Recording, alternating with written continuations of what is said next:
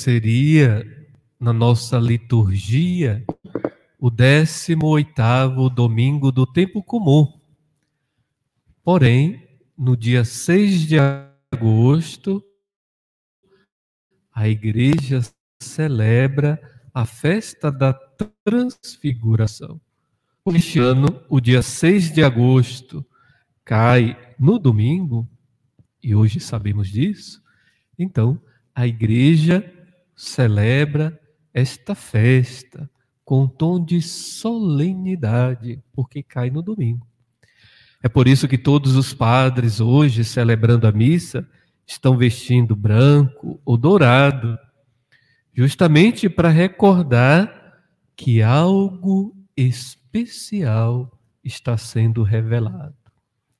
Toda vez que a igreja festeja um acontecimento da nossa fé, a igreja está querendo nos catequizar sobre algo muito importante.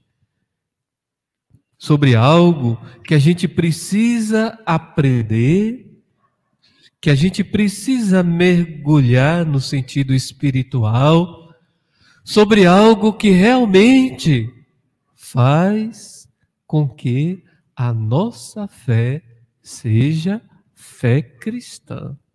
Então, toda vez que a gente celebra uma festa, a igreja está convidando a gente a entender um mistério da nossa fé. E hoje, irmãos e irmãs, dia 6 de agosto, a igreja com a festa da Transfiguração, a igreja quer nos recordar um acontecimento da vida de Jesus, em que acabamos de ouvir o Evangelho, e esse é o motivo da festa. Jesus escolhe 3 discípulos e vai para uma alta montanha. E lá ele muda o seu rosto, a expressão da transfiguração. Ou seja, existe uma figura, uma imagem, e Jesus transfigura, muda, revela algo que estava para além da figura. Olha que interessante.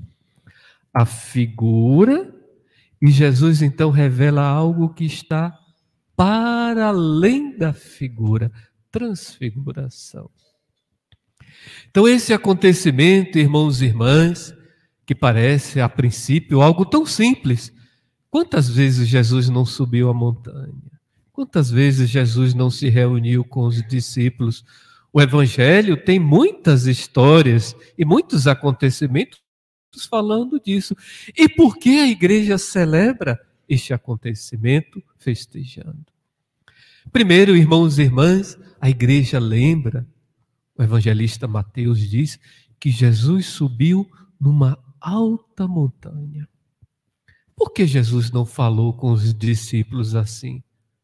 Porque precisou subir uma alta montanha para falar, para revelar. Depois, por que apareceu Moisés e Elias? Não podia ter aparecido Abraão? Não podia ter aparecido outro profeta, Amós, sei lá, outra pessoa? Por que tinha que ser Moisés e Elias? Depois, por que Pedro fala aquilo? Vamos ajeitar 3 tendas aqui. E por que tinha que ser aqueles 3 apóstolos, Pedro, Tiago e João? Então, irmãos e irmãs, olha bem, naquela imagem, ou naquele acontecimento, temos uma catequese tão bonita de Deus. A primeira coisa, irmãos e irmãs, é: por que alta montanha? Essa expressão alta montanha quer lembrar, olha bem, toda vez que Deus falou com a gente, falou numa montanha.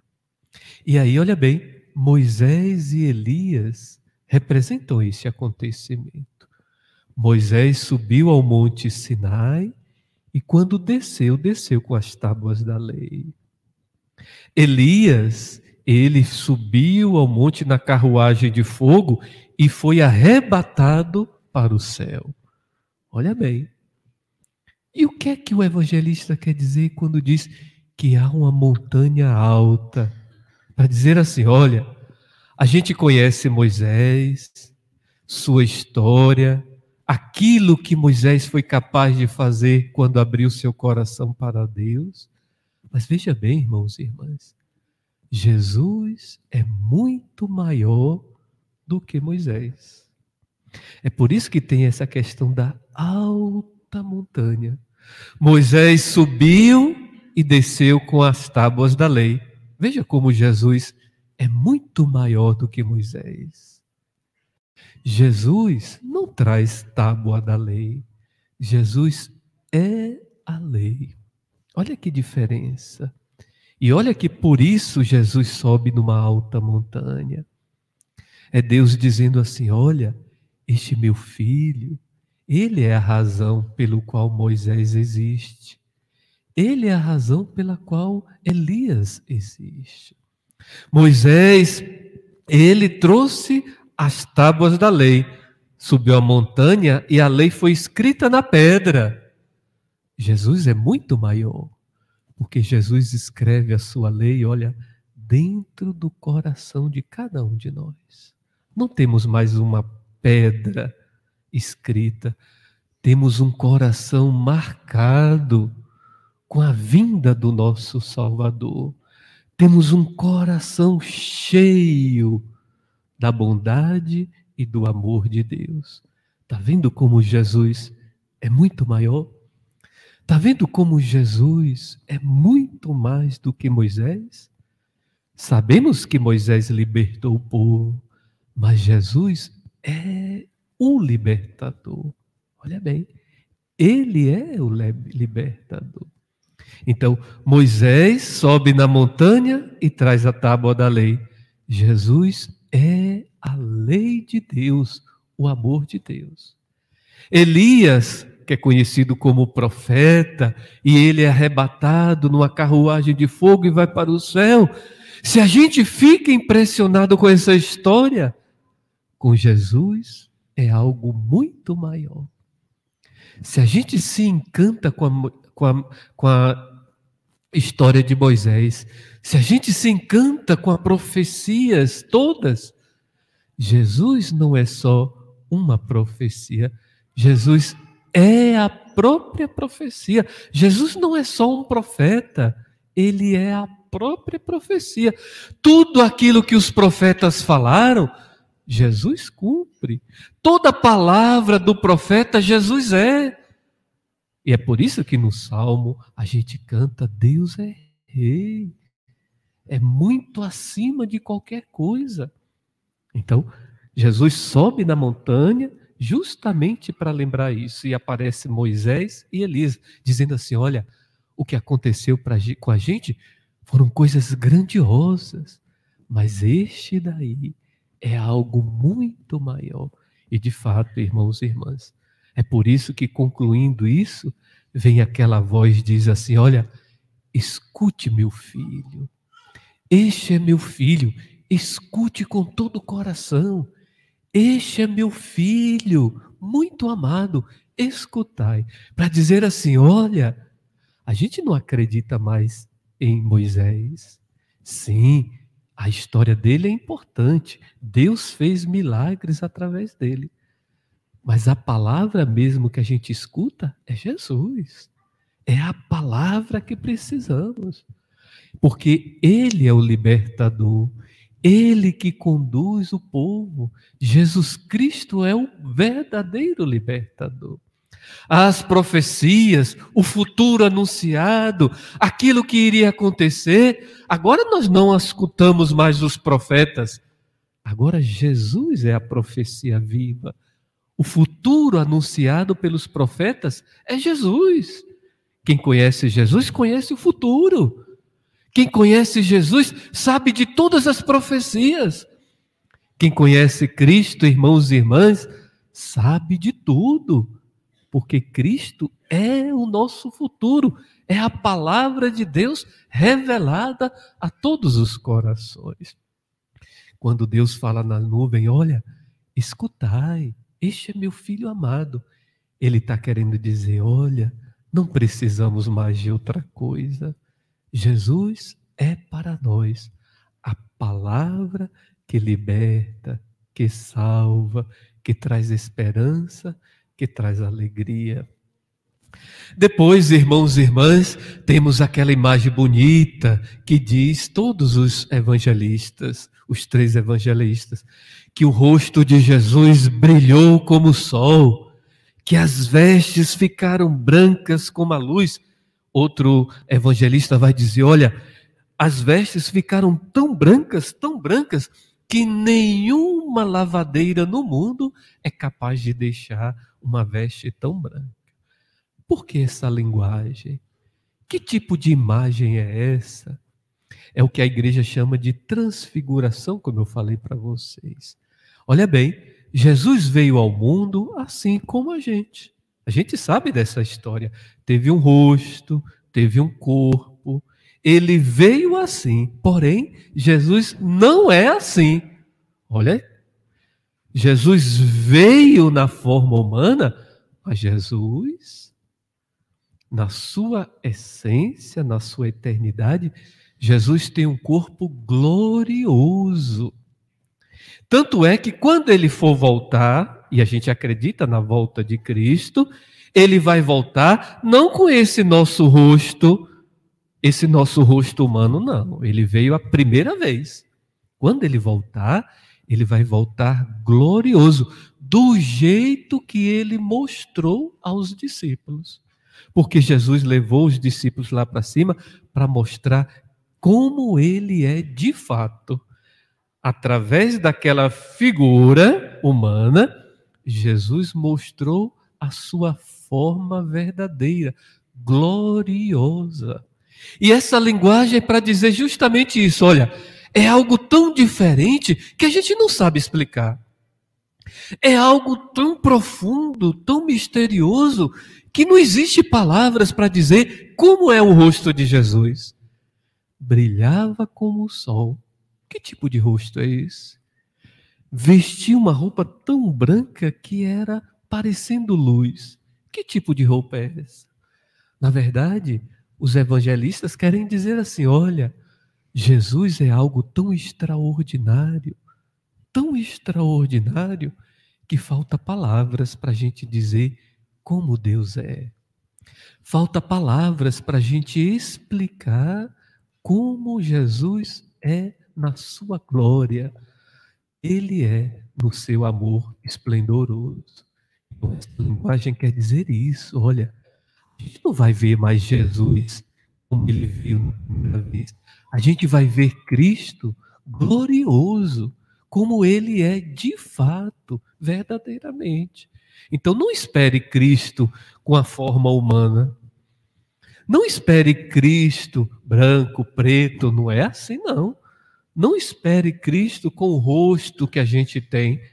Ele fez isso para ajudar a gente a encontrar o caminho dele. Se encarnou, se esvaziou de si mesmo, para a gente encontrar Deus.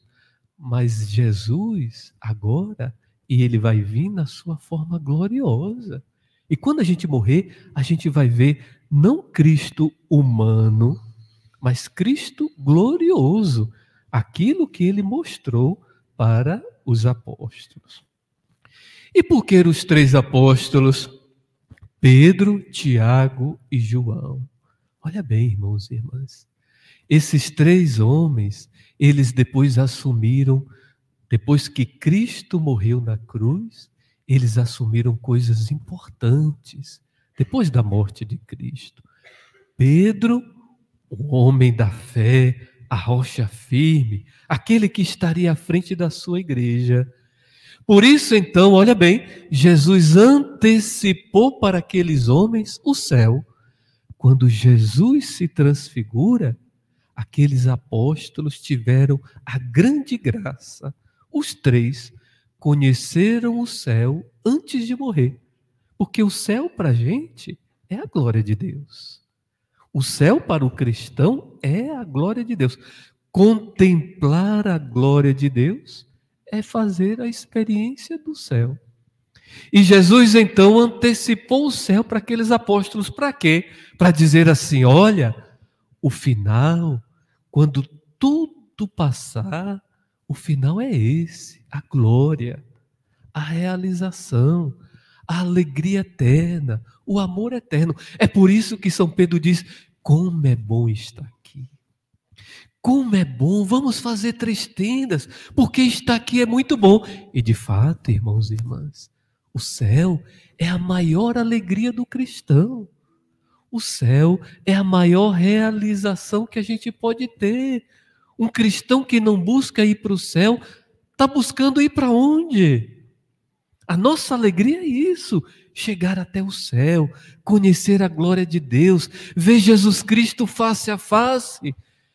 E é por isso que Jesus mostra isso para aqueles 3, para dizer assim: olha, vocês terão uma missão muito grande, porém não desanimem, não percam a esperança, não neguem a cruz, sejam firmes no compromisso, porque o final vai ser isso, a glória, a eternidade, o céu. Então Jesus, na verdade, escolhendo aqueles 3, representando tudo aquilo que aqueles 3 seriam para ele.